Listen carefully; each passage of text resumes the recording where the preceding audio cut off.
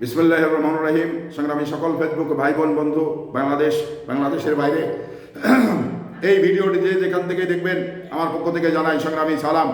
তো সংগ্রামী উপস্থিতি, আসলেই পাপ করলে যে আল্লাহর পক্ষ থেকে অপরাধ ঘাড়ে বর্তায় যায় এবং অপরাধের এক সময় কিন্তু ভোগ করা লাগে, এর বাস্তবতা আজকে এই ফ্যাসিস্ট হাসিনা এবং তার দূষর যারা মন্ত্রী এমপি ছিলেন তাদের ক্ষেত্রে কিন্তু আজকে সারা বাংলাদেশে এটা প্রমাণ হচ্ছে। তো আমি রাজনীতিতে এত নোংরা রাজনীতি আওয়ামী লীগ করেছে, এত হিংসাত্মক রাজনীতি করেছে, যা আজকে সারা বাংলাদেশে তারই বইয়ের প্রকাশ। এই ফ্যাসিস্টদের আতুরঘরগুলো সারা বাংলাদেশে গুড়িয়ে দেওয়া হচ্ছে। তো তাহলে এখানে রাজনীতিতে আপনার যেমন রাজনীতি হয় মানুষের কল্যাণে, আসলে কিন্তু এই রাজনীতি কেন মানুষ করে মানুষের কল্যাণে। তো মানুষের যদি অকল্যাণ হয়ে থাকে তাহলে এই রাজনীতি দরকার আছে বলে আমি মনে করি না। তো যদি কেউ করে থাকে, যেমন হাসিনারা করেছে, এই আওয়ামী লীগ করেছে, তার কিন্তু বাস্তব প্রমাণ আজকে বাস্তব প্রমাণের মুখোমুখি দাঁড়িয়ে গেছে। আজকে এই যে ওবায়দুল কাদের খুনি হাসিনা এবং 32 নম্বরের বাড়ি, তারপরে ওবায়দুল কাদেরের বাড়ি, প্রত্যেকটি সারা বাংলাদেশে 300 এমপির মন্ত্রীর বাড়িতেই আজকে কিন্তু বুলডোজার দিয়ে ভাঙ্গা হচ্ছে। তো কেন ভাঙ্গা হচ্ছে? এরা এত অপরাধ করেছে যা বাংলাদেশের মানুষ এটা মেনে নিতে পারছে না। বাংলাদেশের মানুষ এটা নিয়ে একেবারে ডুকরিয়ে ডুকরিয়ে কাঁদছে যে এই হাসিনা এত কিছু করে আমার ভাইকে ধরে মেরে ফেলেছেন, কেউ বলছে আমার বাবাকে মেরে ফেলেছেন।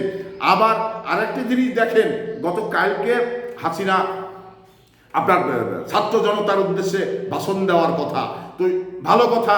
এবার কলকাতায় দিল্লিতে থেকে যে ভাষণ দিচ্ছে, যেখানে তার অনুশোচনা প্রকাশ করার কথা, যেখানে এই বিক্ষুব্ধ ছাত্র জনতার কাছে মাপ চাওয়ার কথা, সেটা না চেয়ে বরং উনি বলছেন যেটা আমরা দেখে নিব, আমরা এই ক্ষমতায় বাংলাদেশে যখন ক্ষমতায় যাব তখন এটা দেখব। তো আসলেই আরে কি দেখবে হাসিনা? কি দেখার আছে? কারণ হাসিনার অস্তিত্বটুকু বাংলাদেশের মানুষ রাখবে না। হাসিনার 32 নম্বরের বাড়ির কোনো অস্তিত্ব নেই, কারণ প্রত্যেকটি এমপি মন্ত্রী যারা ছিলেন তাদের সবার বাড়ি কিন্তু বুলডোজার দিয়ে গুড়িয়ে দেওয়া হচ্ছে। তাহলে কি দেখার আছে? কারণ এখন কাউকে মেরে ফেলে এখন মৃত লোক যদি বলেন যে আমি দেখে নিব, তাহলে কি দেখবে? সে তো নিজেই মরে গেছেন। তো এই যে হাসিনা, এখানে কালকের এই কথাই বাংলাদেশের ছাত্র জনতা আরো বিক্ষুব্ধ হয়ে গেছে। কারণ এখানে হাসিনার এই কথা বলা ঠিক হয়নি। হাসিনা যদিও বা রাজনীতি করেছে, হাসিনার এটি রাজনীতিবিদ নয়। আমি মনে করি হাসিনার ভিতরে মানুষের উন্নয়নের রাজনীতি নেই। যদি উন্নয়নের রাজনীতি থাকতো তাহলে এই হাজার হাজার মানুষ 17 বছরে মেরে ফেলতেন না, হাজার হাজার মানুষকে গৃহ ছাড়া করতে পারতেন না, হাজার হাজার মানুষকে নদীতে ভাসিয়ে দিতে পারতেন না। এই হাসিনা যদি রাজনীতি বুঝতোই এবং হাসিনার রাজনীতি যদি বাংলাদেশের মানুষের কল্যাণে হতো, তাহলে কিন্তু এগুলো করতে পারতেন না।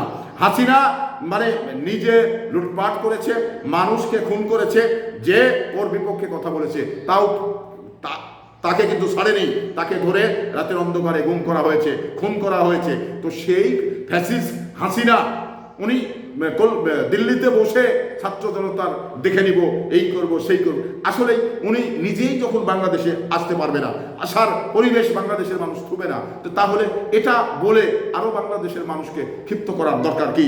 তো আমি এই ব্যাপারে বাংলাদেশের মানুষ, জ্ঞানী মানুষ, বাংলাদেশের মানুষ এই বিষয়টাকে সিদ্ধান্ত নেবে। হাসিনা আসবে বা আসতে পারবে বা আসতে দিবে না, সেটা বাংলাদেশের মানুষ সিদ্ধান্ত নেবে।